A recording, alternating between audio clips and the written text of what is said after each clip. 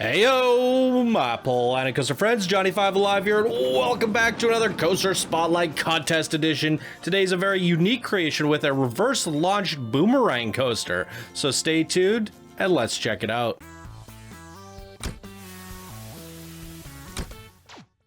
Alright, welcome back everyone. Let's get right into it. Today we're looking at the Desert Jewel created by Gavel, and here they say, the Desert Jewel is an epic battle between two snakes, the Night Snake and the Sidewinder. You, adventurers, will climb upon one of their backs, battle your way to the grand prize. Be careful, for disturbing this sacred land will have a horrible curse awakened, and neither of you may be able to grab the gem in time. Ride preferences 6:30 p.m. To experience the full power of the ride view in the front bumper or orbit views, I recommend walking through the queues as I put a lot of work into them as well. Absolutely. Let's get into it. Looking good. Like the lighting choice going on here.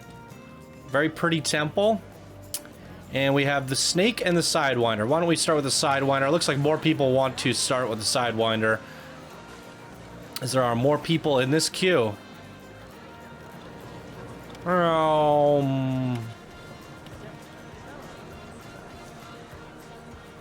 Cool. Torches don't really make sense. I would have put them on the vertical walls, not the slanted walls. That's quite all right. Okay, so the SLV2, I guess this is the Sidewinder, looping shuttle coaster. So what's interesting about this, it's custom, and it's gonna launch us backwards. That's very innovative. I don't think I've ever seen that. Really cool. So there's a look at all the stats if you want to see them. And what did they ask for? For the best experience of the full power view in front bumper. Is this front bumper? This is front bumper. Okay, we're going front bumper as requested, and then we'll do orbit for the other one as requested. Bonk.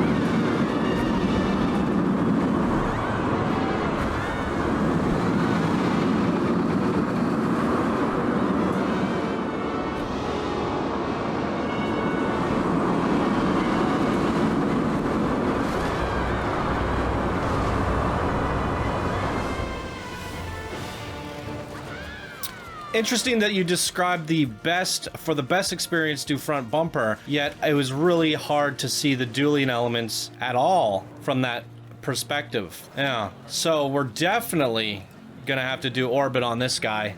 And there's a look at the stats on the SLV2. Wait, wasn't the last one called that? I guess they're called the same thing. Hopefully I'm riding the right coaster. So they did request orbit, and we can kind of do, I'll switch it to the other part of the train once we get to the end. Let's do this.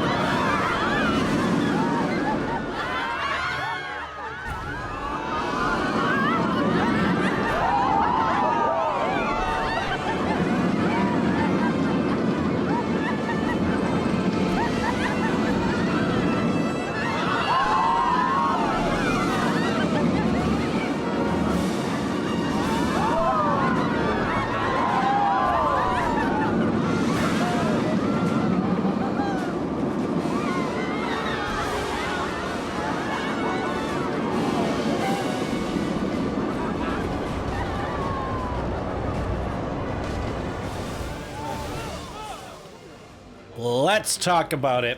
So I definitely love you get bonus points from me. I love the innovation of using the looping shuttle SLV to do a reverse launch backwards and into a boomerang.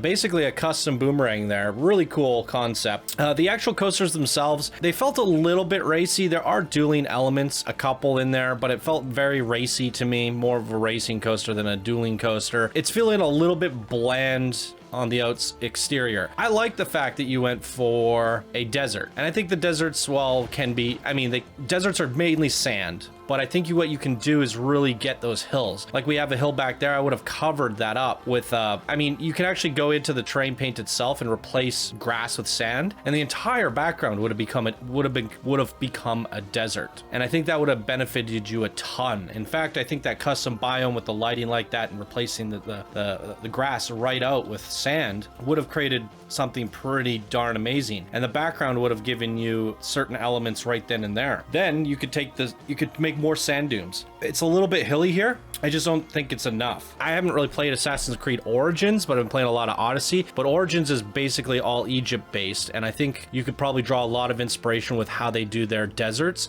It's a little combination between like desert, oasis, and jungle, and I think you can get like little bits of tropical areas in here and some foliage mixed in. A little bit of a tropical oasis mixed into the middle of the desert could have been a really cool element.